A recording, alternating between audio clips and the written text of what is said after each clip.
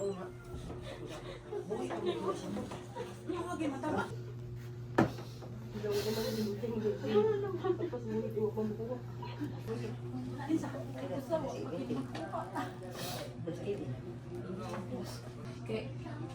kanang oxygen na may ilang gihatag ang oxygen makapakuha na din.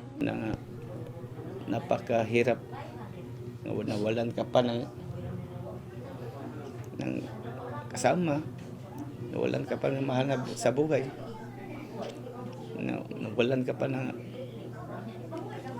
sa hirap at sa ginhawa.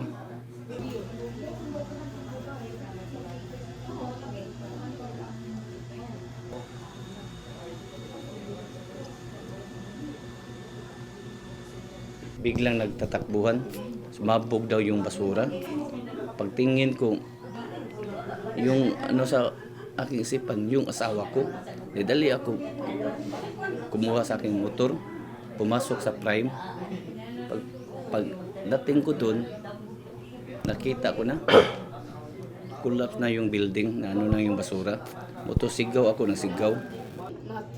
Sila nagkuhan pa, nakuhan pa nilang akala kasi namin 24 hours sila eh.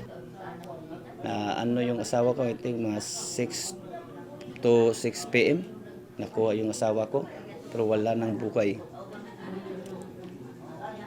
Yung ko lang question, yun ang inakit ko. Sa buhay pa, sabi na hindi daw makuha dahil naipit. Hanap sila ng right tools. At saka, risgo daw sa mga rescuer, baka bumigay ang mga debris. Ang aking lang ng tanong, bakit walang bumigay nga debris nga nakuha nung patay na yung asawa ko?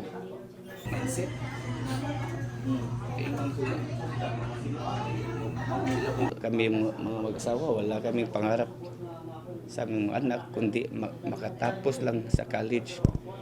Kumari sana, kahit scholarship lang, yung 3 kong anak, dahil wala na akong trabaho.